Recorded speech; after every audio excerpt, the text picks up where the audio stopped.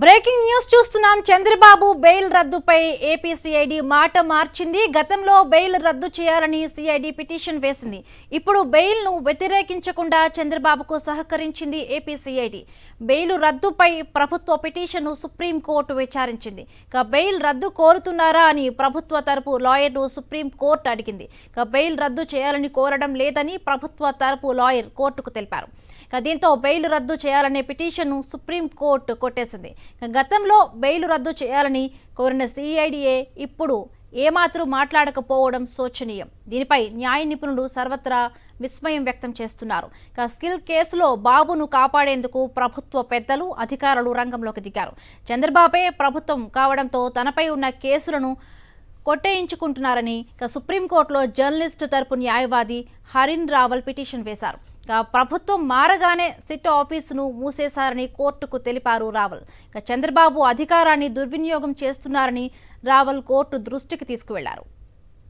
Chandrababu bail రద్దుపై AP CID మాట మార్చింది. గతంలో బెయిల్ రద్దు చేయాలని సిఐడి పిటిషన్ వేసింది. ఇప్పుడు బెయిల్ను వ్యతిరేకించకుండా చంద్రబాబుకు సహకరించింది ఏపీ సిఐడి. బెయిల్ రద్దుపై ప్రభుత్వ పిటిషన్ను సుప్రీంకోర్టు విచారించింది. రైట్ గా ఇదే అంశానికి సంబంధించి మరిన్ని పూర్తి అప్డేట్స్ ఢిల్లీ నుండి మా కరెస్పాండెంట్ వెంకటేష్ అందిస్తారు. వెంకటేష్, స్కిల్ కుంభకోణం కేసులో ఏపీ సిఐడి యూటర్న్ తీసుకుంది. గతంలో చంద్రబాబు నాయుడు బెయిల్ ను రద్దు చేయాలని పిటిషన్ వేసిన సిఐడి ఈరోజు ఆ పిటిషన్ కు సంబంధించి బెయిల్ రద్దు చేయాలని కోరలేదు. దాంతో ఈరోజు పిటిషన్ ను డిస్మిస్ చేస్తూ సుప్రీంకోర్టు నిర్ణయం తీసుకుంది. సో సిఐడి ఈరోజు పరోక్షంగా చంద్రబాబుకు సహకరించినటువంటి పరిస్థితి. గతంలో ఈ స్కిల్ స్కామ్ కేసులో చంద్రబాబు దాదాపు 50 రోజుల పాటు రాజమండ్రి జైల్లో ఉన్నారు. గతంలో కింది కోర్టులో ఆయనకు రిమాండ్ విధించినటువంటి పరిస్థితి మనం చూసాం. సో ఆ తర్వాత హైకోర్టు ఆయనకు బెయిల్ ప్రసాదించింది. ఆ సమయంలోనే సిఐడి చంద్రబాబుకు ఇచ్చినటువంటి బెయిల్ ను రద్దు చేయాలని కోరుతూ సుప్రీంకోర్టును ఆశ్రయించింది. అయితే ఆ తర్వాత జరిగినటువంటి పరిణామాల్లో అధికారం మార్పిడి జరగడంతో సిఐడి ఈరోజు మాట మార్చి యూటర్న్ తీసుకుంది. యూటర్న్ తీసుకుని ఈరోజు సిఐడి తరఫున అధికారులు కూడా ఈరోజు సుప్రీంకోర్టుకు వచ్చారు. ఆ సమయంలో చంద్రబాబు నాయుడు బెయిల్ రద్దు చేయాలనేటువంటి అంశం పైన సుప్రీంకోర్టును ఎలాంటి అభ్యర్థన చేయలేదు.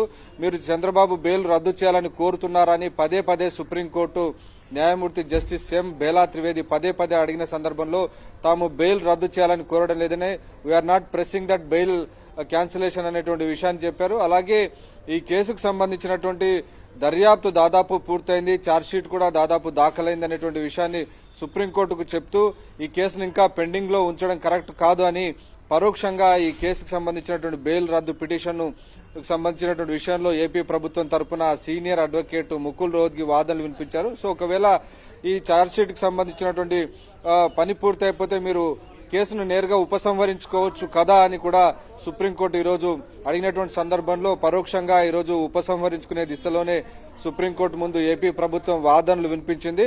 సో మొత్తానికి గతంలో తీసుకున్నటువంటి వైఖరికి భిన్నంగా ఈరోజు సిఐడి యూటర్న్ తీసుకుని చంద్రబాబు బెయిల్ రద్దు పిటిషన్ కోరకుండా సుప్రీంకోర్టు చంద్రబాబు నాయుడుకు పూర్తిగా సహకరించింది. సో ఈ సమయంలోనే ఈ అంశాన్ని వ్యతిరేకిస్తూ ఒక జర్నలిస్టు దాఖలు చేసినటువంటి ఇంటర్లోక్యుటరీ అప్లికేషన్ తరపున ఈరోజు సీనియర్ అడ్వకేట్ హరిన్ రావల్ హాజరై తమ వాదనలు వినిపించేటువంటి ప్రయత్నం చేశారు.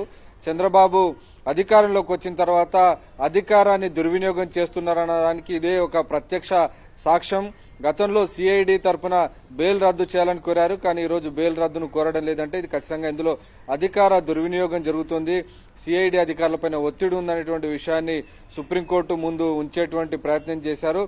ఏకంగా ప్రభుత్వం అధికార మార్పిడి జరిగిన తర్వాత ఏకంగా ఏదైతే స్పెషల్ ఇన్వెస్టిగేషన్ టీమ్ కు సంబంధించినటువంటి ఆఫీస్ నే క్లోజ్ చేశారు, విచారణే క్లోజ్ చేశారు అనేటువంటి విషయాన్ని కూడా సుప్రీంకోర్టు దృష్టికి తీసుకొచ్చారు. సో ఈ సమయంలో ఈ అంశాలన్నీ తమ వద్ద వినిపించొద్దని నేరుగా ఎక్కడైతే ప్రజా ప్రయోజన వ్యాజ్యం దాఖలు చేశారో హైకోర్టుకి వెళ్లి వాదనలు వినిపించుకోవాలని సుప్రీంకోర్టు సూచించినటువంటి పరిస్థితి. సో మొత్తానికి ఈ మొత్తం బెయిల్ రద్దుకు సంబంధించినటువంటి వ్యవహారంలో సిఐడి మాట మార్చిన తీరు రాజకీయ వర్గాల్లో తీవ్రమైనటువంటి చర్చనీయాంశంగా మారింది. సో ఈ అన్ని అంశాలను కూడా తాము గమనిస్తున్నామని కూడా, అన్ని విషయాలు తమ పరిశీలనలో ఉన్నాయని కూడా ఈరోజు సుప్రీంకోర్టు వ్యాఖ్యానించినటువంటి పరిస్థితి. సో మొత్తానికి చంద్రబాబు తరహాలోనే ఈరోజు సిఐడి కూడా యూటర్న్ తీసుకుందనేటువంటి అంశం పైన రాజకీయ వర్గాల్లో చర్చ జరుగుతోంది.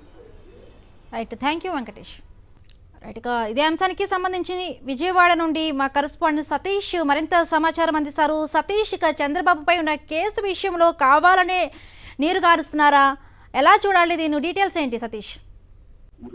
ముందు చాలా స్పష్టంగా ఈ రోజు సుప్రీంకోర్టు సాక్షిగా మరొకసారి ముఖ్యమంత్రిగా చంద్రబాబు బాధ్యతలు చేపట్టిన తర్వాత చంద్రబాబుపై ఉన్నటువంటి అవినీతి కేసులు, ముఖ్యంగా స్కిల్ డెవలప్మెంట్ కుంభకోణానికి సంబంధించిన కేసు కానీ, అమరావతి భూముల అక్రమాలకు సంబంధించిన కేసు కానీ, ఇన్నర్ రింగ్ రోడ్డుకు సంబంధించినటువంటి కేసు కానీ, ఫైబర్ నెట్ స్కామ్ కానీ, ఈ 4 కుంభకోణాలకు సంబంధించినటువంటి కేసుల్లో ముద్దాయిగా ఉన్నటువంటి చంద్రబాబుకి పైన విచారణ జరపకుండా ఇప్పటికే సిఐడి తాత్సారం చేస్తుంది. చంద్రబాబుని రక్షించుకునేందుకు ముఖ్యమంత్రిగా చంద్రబాబు వచ్చినప్పటి నుండి కూడా ఇదే ధోరణిలో వ్యవహరిస్తుంది. ఇప్పుడు సాక్షాత్తు సుప్రీంకోర్టు సాక్షిగా గతంలో ఏ సిఐడి అయితే చంద్రబాబు బెయిల్ రద్దు చేయాలని చెప్పి కోరిందో, ఈ రోజు అదే సిఐడి చంద్రబాబు బెయిల్ ని రద్దు చేయాల్సినటువంటి అవసరం లేదన్నటువంటి భావనలో సుప్రీంకోర్టుకు తెలపడం పట్ల సర్వత్రా విస్మయం వ్యక్తమవుతుంది.